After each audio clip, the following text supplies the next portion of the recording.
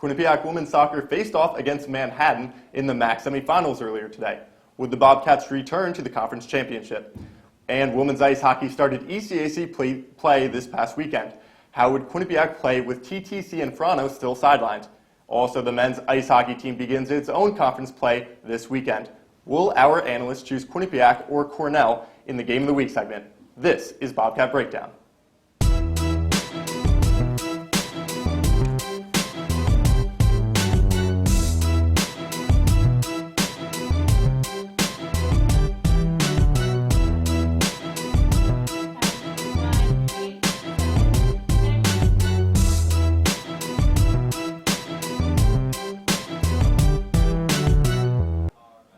Hello and welcome into Bobcat Breakdown Halloween Edition. I'm your host, Kyle Lavasser, and joining me are our analysts Shane Dennehy and Mike Riley. Happy Halloween, gentlemen. I didn't get the purple shirt and tie combo today. You know what, sometimes things just work out that way, and I'm glad to be on here with Shane on this excellent Halloween evening. Yeah, excited to be celebrating Halloween with you guys. I'm excited too. Well, let's get started. The Quinnipiac women's soccer team traveled to Disney's Wide World of Sports complex for the MAC playoffs. After defeating 6th-ranked Rider 3-1 on Sunday, 4th-seeded Quinnipiac took on 2nd-seeded Manhattan earlier today. The Jaspers jumped ahead 3-0 in the first half, a hole too big for the Bobcats to climb out of, as they lost 3-2. Shane, we'll start with you. Whose shoulders does today's loss fall on? The first person I look at, Kyle, is Nadia Gill. You know, she's made All-MAC first team the past 2 seasons. She's led the MAC in goals with 13 this season, and really that's who it goes to. Like, she is the best player on the team. She's arguably the best player in the conference. Granted, the coaches didn't vote it that way this season, but that's really who you look at. She's the go-to player, and Quinnipiac scored a quick goal coming out to start the second half, and then Nadia Gill steps up to take a penalty to make it 3-2, and lo and behold, she misses. She's your go-to player. She's the one who took on the responsibility of taking penalties this season. She was 2 for 3, and she didn't convert. So really, you got to look at her and blame her for the loss today. Shane, I see what you're saying there with Nadia Gill missing that penalty kick, but at the same time, I feel like if you're arguing that she missed that penalty kick, you have no guarantee that Baroic scores after that. Because, yes, that's a big moment to miss a penalty kick right there, obviously, but at the same time, I think this is on the whole team. Because you can't go down 3-0 in the first half of a MAC semifinal game. You got to be ready to play. And you know Manhattan's good. You know they're coming for you. And you're on the tough place to play on the road at Disney. It's exciting. It's hectic. But you can't come out and play like that and expect to win. Granted, they made a great comeback push at the end of the first half, and they had another great half in the second. But you win as a team and you lose as a team, and they didn't bring it today, and that's ultimately who it comes down to. I don't think you can blame it necessarily on one individual, unless it's obvious, like Bill Buckner back in '86, who you and me both know pretty well. Yeah, I heard a lot about him, but you also have to look at maybe Hannah Ryder obviously giving away a sloppy ball at midfield and in the 3rd minute, and Manhattan just went the other way and scored. It was 1-0 in the 3rd minute, just not the way you wanted to start a MAC semifinal game. No, completely agreed. I think there's blame to go all around, but I can't really fairly pin it on just one person. That's just me. Mike, I wasn't expecting Bill Buckner's name to come up with 3 Red Sox fans at the desk, but let's move on. Manhattan will take on the defending MAC champs and top-seeded Monmouth tomorrow noon. The Quinnipiac season is over. Looking back at this season, though, Shane, should Bobcat fans be disappointed in how it ended? Kyle, I honestly think you Bobcat fans should be disappointed this season. Obviously, last year they were the 4th seed and really kind of surprised everyone in the MAC playoffs, making it all the way to the championship game against Monmouth. And then that's really the precedent that they set. That was the expectations we all had. That was the MAC preseason poll. They were picked to come in 2nd, and they ended up finishing 3rd in the regular season, and then they get bounced in the MAC semifinals. It's just we were all expecting them to go to the MAC championship game. Were we expecting them to beat Monmouth? Probably not, but we all want them to go to the MAC championship. That was the expectation, to go to the MAC championship game. And honestly, this team really didn't perform the way they needed to. Nadia Gill against Manhattan in the regular season didn't score. Obviously, she didn't score today, and they lost 3-1. I'm going to disagree a little bit here, Shane. I see what you're saying with, they made it to the MAC championship last year, and the expectation was there to make it there again. But at the same time, it wasn't like they got bounced the first round or they missed altogether. They made it to the semifinal round, which is still pretty impressive with a relatively young team, a team comprised mostly of freshmen and sophomores and some juniors, to be fair, but they don't have a ton of senior leadership. and they struggled during the regular season. They played a tough non-conference schedule, so maybe their confidence was lacking a little bit from that, not getting as many wins as they would like to. But I don't really see it as a disappointment, and I think they have a lot of optimism to look at for next year going forward. Well, Mike, I'm glad that you mentioned that for next year looking forward, because do you look at it as this year was really their sweet spot to make it back to the MAC championship? You have Nadia Gill graduating a year early. She had her best season so far in her career. Do you think that the future really is that bright for Quinnipiac? I believe so, because you have starting back in the net with Olivia Majewski. When you start a net with that, you're building from the back out. You're not worrying about goaltending for all 4 years that she's there, because she's really consistent. You know what you're getting from her every single time. And they're returning 19 other players. That team's going to grow together. They're going to work together to get better. I've seen it happen all the time in my own experience. You just see them work to get better because they play with each other all the time, and they want to do well with each other. They grow emotionally and they grow physically as players. I think you'll see this team improve a lot next season. And they have the experience of playing the MAC playoffs 2 straight years, one time getting the championship, one time getting the semifinal. I think you could see them really push for the championship next year. Yeah, no, I definitely agree with that. Quinnipiac has a lot coming back. Just like a lot of their players have been playing since freshman year. You got likes of Jess Gargan, Al Pelletier.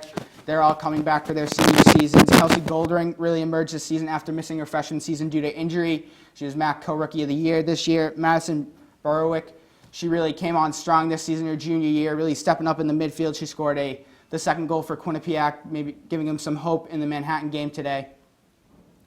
Well, thanks, guys. While the women's soccer season is over, let's transition to a team that is just looking into the men's soccer MAC playoffs. Katie O'Keefe is live in studio with men's soccer head coach Eric DeCosta. Katie, take it away. Thanks, guys, and thanks, Eric, for being here with us tonight. Sure, my pleasure. So the season's flown by. We're already at the end of October, and MAC playoffs are right around the corner. In your eyes, what has the season been like for you so far? A roller coaster. I mean, it's, we certainly knew we had a talented group coming in, and we knew the challenges that we had to face as well with the difficulty of our schedule. It was a pretty aggressive non-conference schedule, and once we get into MAC league play, there are never any easy games. So, it was a difficult stretch there. I thought the boys handled it pretty well. Certainly when you're not getting results and you're losing 1-0 games, frustration tends to set in a little bit. And we just had to continue to believe in what we're doing and know that we're good enough to compete, which we were. We played some of the best teams in the country, and the games were either 0-0 tie or 1-0 loss. So we want to put our program in a position where we can win those games. And the boys were frustrated about that, but they certainly performed well and did well by themselves. Definitely, but the season isn't over yet. You play St. Peter's tomorrow home. What are you focusing on for that game, considering if you win, you have a very good chance of having a home field advantage for the MAC quarterfinals? Yeah, we want to control what we can control, and that's the result against St. Peter's. And we're going to put our best foot forward and compete to the best of our ability to try to walk away from that game with a result and with a win. And whatever happens after that happens. We know we can't control other teams' results, but we can control our performance tomorrow, and we're going to do the best we can to get a result there. And now you're the longest tenured Quinnipiac men's soccer head coach here. Your 13th season, 5th year entering the MAC. What is your goal for this year going into MAC playoffs? You just made me feel old there. Our goal is the same as what we have every year coming in. We want to compete for a regular season championship, and we want to try to get ourselves into the postseason to try to advance into the NCAA tournament. Unfortunately, this year the regular season championship is a little bit out of our reach, but we're in the playoffs, and we know a couple of wins there puts us in a position to ultimately win the big trophy, and the big trophy is the conference playoffs. Definitely. Thank you. Back to you guys at the desk. Thanks, Katie. Quinnipiac takes on St. Peter's tomorrow at home before its MAC quarterfinals matchup on Sunday. Mike, scoring has been an issue for the Bobcats all season as they're second to last in the conference in goals per game. Are you spooked out by their offense? Yeah, Kyle, I'm a little spooked out by their offense.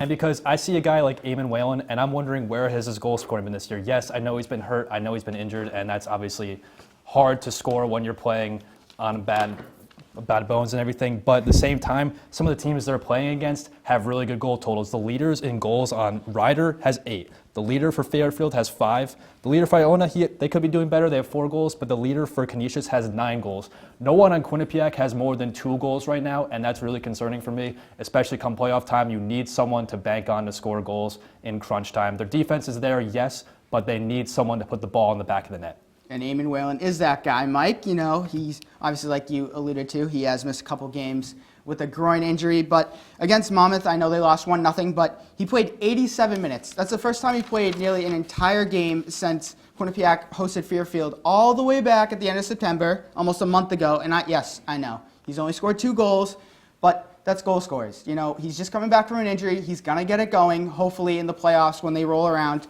in like a week or so.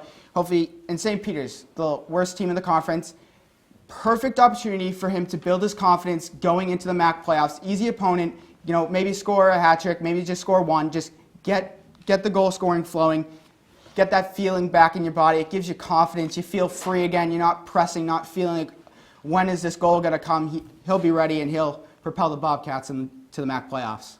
And that is a big game against St. Peter's, as Quinnipiac has already locked up a place in the playoffs, but could really improve their seeding going forward. Guys, it's time for a quick commercial break, but when we come back, the guys will break out the whiteboards for women's volleyball. Plus, Liz Flynn broke down the women's hockey weekend on the Q30 touchscreen. We're just getting started here on Bobcat Breakdown.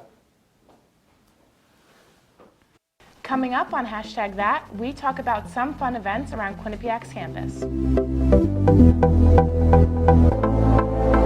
And we talk about some weird news that's been discussed around Twitter. All that and more, we are your source for Quinnipiac's entertainment news.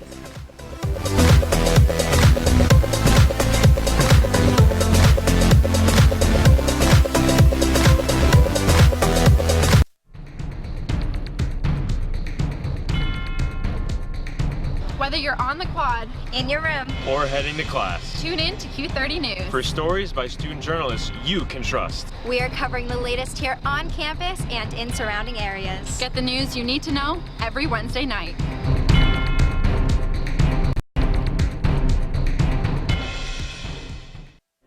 Hello, and tonight on Sandwich News, we will determine what makes a good sandwich and a bad sandwich. First, the standard sandwich. Uninspired, and frankly, a little gross. But we have here a Ray and Mike sandwich, the Cadillac of sandwiches. And if you want one, well, come on down to Ray and Mike's at 3030 Whitney Ave, Hamden, Connecticut. Open every day from 6 a.m. to 10 p.m. QCash is accepted. now that's a sandwich.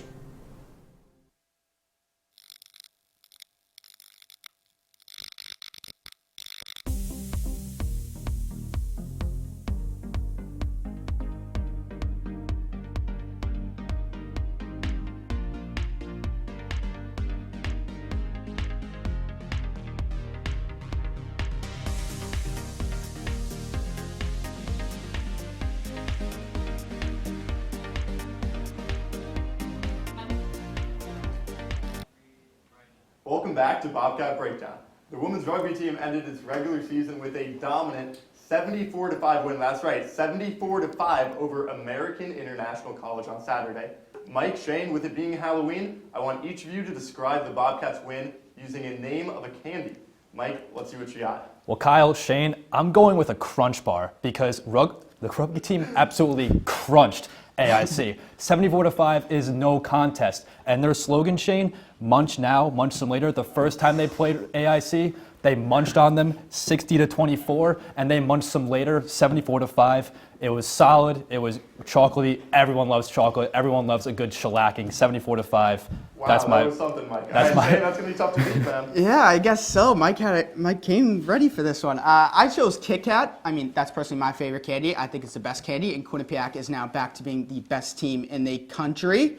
And they're ready to dominate. Obviously, 74-5 win over AIC. They're just rolling. Obviously, after that loss to Central Washington out in Central Washington a few weeks ago. But now they're rolling.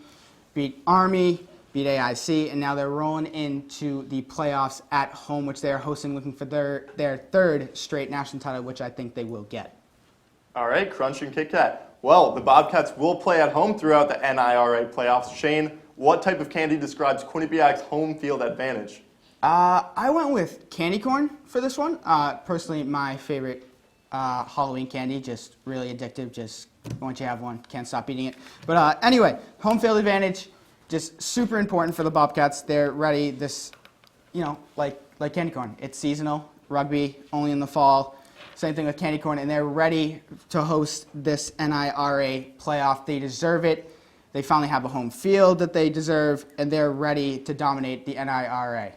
Candy corn can't go wrong there, but I'm going to go with Laffy Taffy because kind of going off the crunch, it's laughable how good they are at home this year. 6-0 at home.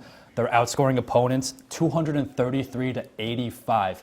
They were begging for a home field this year. They finally got it, and they're telling Quinnipiac why they should be there. With this dominant home play, Laffy Taffy, it's sweet. They're having some sweet victories at home. They're enjoying the home field advantage, and they're making the most of it. Well, guys, 3 wins is all Quinnipiac needs to become back-to-back-to-back national champions. Mike, what type of treat should Becky Carlson expect?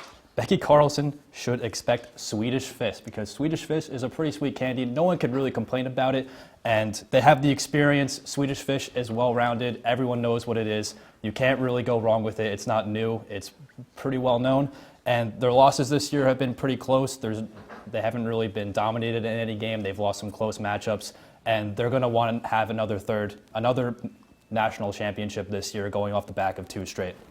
Mike, I went with M&M's, a staple candy just for everything. It was on my grandmother's coffee table. And I think Quinnipiac will be adding a 3rd national title to their coffee table this season. They've just really turned things around. For QBS and the magazine just came out. Becky Carlson did a Q&A, and she challenged her team after the Dartmouth loss to find a chip for them this season, and they have most definitely found that chip. Obviously, they slipped up against Central Washington, but they found that chip. They've just been dominant since that Dartmouth loss, and they are just steamrolling into the NIRA playoffs at home this season. M&M might stand for Mar and Emily Roscoff. Well, moving from the pitch to the ice, I like that one. The women's ice hockey team split its first ECAC weekend of the year after Dartmouth goalie Christy Honor shut out Quinnipiac, stopping 61 shots. Cass Turner's squad won its first conference game of the year against Harvard the next day. Liz Flynn took to the Q30 touchscreen to break down the Bobcats weekend. Thanks, Kyle. I'm Liz Flynn, and I'm going to be breaking down some key plays from this past Saturday's match for Quinnipiac and Harvard. So let's get started. First, we have a goal from Taylor House, the freshman, her first career goal. A lot of passing back and forth behind the net up to the point, and then she ends up tipping it in and giving the first goal for Quinnipiac. So now we're going to slow it down. Just a pass from the point, back down the circle. And here's House right here. So we'll pause that really fast. So we have House right here who's going to end up scoring the goal for Quinnipiac. And you can see she's about to pass it all the way up to Samiskevich. So we'll play from there.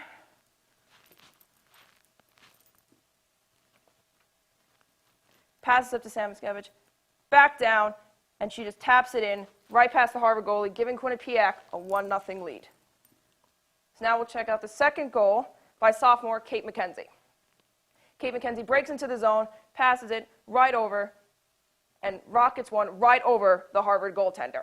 Samiskevich again breaks into the zone right under the Harvard goalie player's stick, and she sees a complete opening and puts it right over her glove.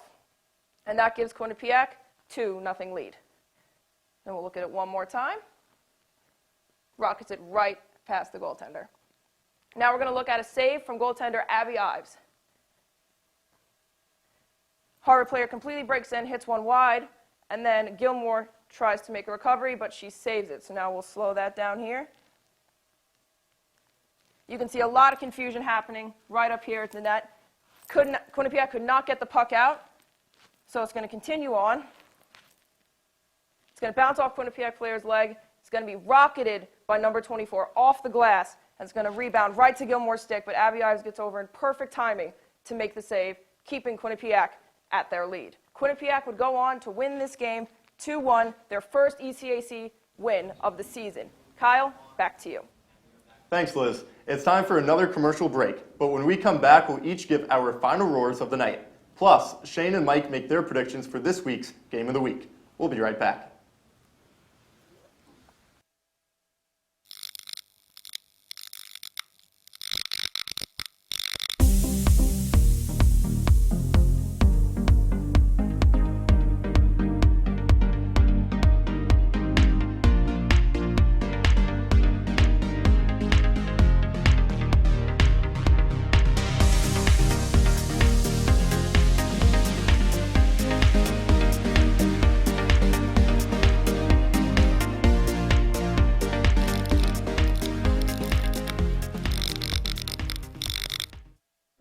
Hello, and tonight on Sandwich News, we will determine what makes a good sandwich and a bad sandwich.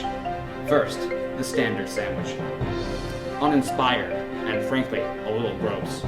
But we have here a Ray and Mike sandwich, the Cadillac of sandwiches.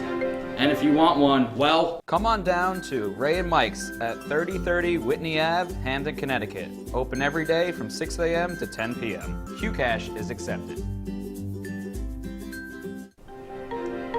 now that's a sandwich. Good morning and welcome to the Morning After.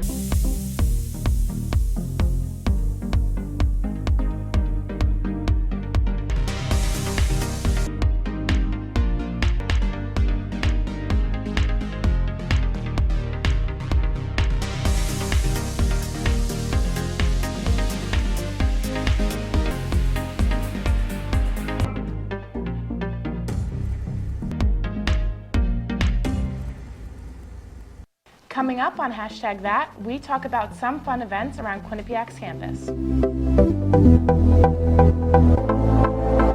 And we talk about some weird news that's been discussed around Twitter. All that and more, we are your source for Quinnipiacs entertainment news.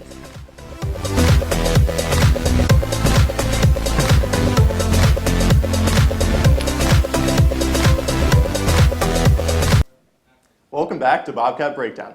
Tonight's game of the week features the men's ice hockey team's first ECAC matchup of the season. Number 11 Quinnipiac faces number 18 Cornell this Friday night at home. The Bobcats won 3 games, lost 1, and tied 1 game in non-conference play. The Big Reds swept Alabama Huntsville in its only 2 games of the year. Mike, who do you give the edge to? Kyle, I'm giving the edge to Cornell here, and here's why. They have only played 2 games this year, and the 2 games they played were a joke. Alabama Huntsville is not good. It's ECAC time. They're ready to go, and they're playing on the road. Quinnipiac is ranked higher than them. I think they're going to be pretty fired up, and they haven't exactly fared well against Quinnipiac in the past few years. I understand that could be an edge for the Bobcats, but at the same time, I could see Cornell really using that as motivation and being like, hey, we need to finally beat these guys. We need to show them that we can play with them and that we belong with them and that we're actually better than them. So I could see them playing really well, catching Quinnipiac off guard, and actually taking a W here in Hamden. Yeah, no, I think QU Cornell definitely a spicy rivalry as of the past couple of years, but Quinnipiac, I'm buying into this team this year. They got everything rolling. They got 2 elite goalies, and now with Petrozelli and Shortridge, their defense is rocking with Brandon Fortunato coming in from BU this past season, and just Quinnipiac, they got it going with the scoring. No sophomore slump for Alex Wynn. He's got 4 goals in 5 games. Odin Tufto really showing he can play with the big boys up here in D1 hockey. As a freshman, he has 3 goals and 5 assists, leads the team with 8 points this season. I think Quinnipiac wins this one at home. I'm only disagreeing with Brandon Fortunato here. He hasn't registered a point yet, but everyone else I would give you to. He's been a big addition. He moves the puck really well, but he hasn't really shown yet why Quinnipiac was so invested in him. And I think once he gets it going, I think they could be a threat, but right now he hasn't really proven much. Well, that's exactly what Quinnipiac needs, though. They needed a puck-moving defenseman, obviously, when they lost Devon Taves 2 years ago. Brandon Fortunato Yeah, but you still have Chase Prisky. You still have Chase Prisky there. He's a good puck mover. He's kind of been injury-prone. Like, he missed a couple games last year with concussion and all that. I know but he missed a couple games this season as well, so I think Fortunato was really a big add for them. All right.